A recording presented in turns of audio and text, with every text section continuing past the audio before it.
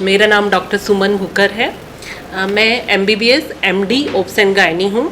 उसके बाद मैंने देखा कि अपने इस एरिया में निसंतानता के केसेस बहुत ज़्यादा आ रहे हैं और यहाँ पे निसंतानता को एक टैबू के रूप में माना जाता है। लोग अपनी वो बात छुपाते हैं, फीमेल अपनी सबको कह नहीं पाती। इवन मैंने देखा कुछ पेशेंट मेरे पास आते थे, बोलते थे मैडम मेरे को बच्चे नहीं है, तो पड़ोस के लोग भी अपने बच्चों को हाथ नहीं लगाने देते, बोलते हैं इसकी नज़र लग जाएगी, उसे बांझ कहा जाता है सब।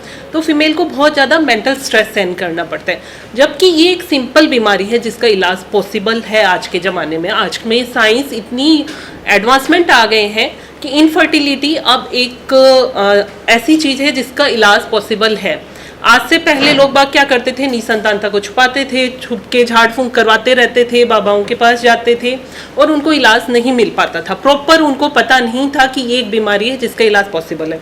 तो पहला मैं चाहती हूँ कि निसंतानता के बारे में एक अवेयरनेस क्रिएट हो लोगों में, उनको सही इलाज मिले और उचित दर पर मिले।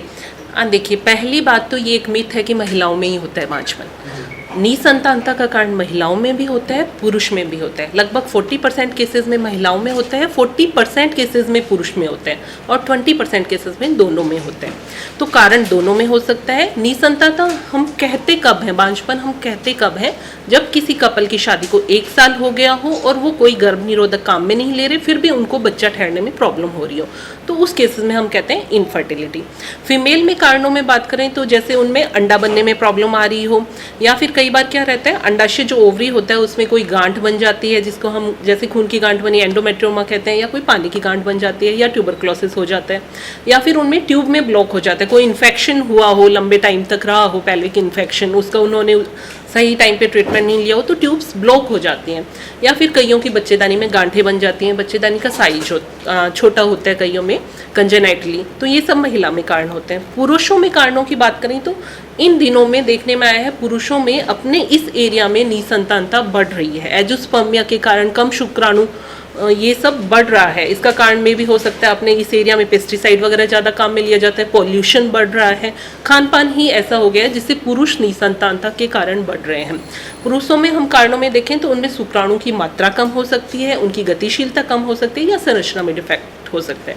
तो जरूरी नहीं है कि निसंतानता का कारण महिला में ही हो।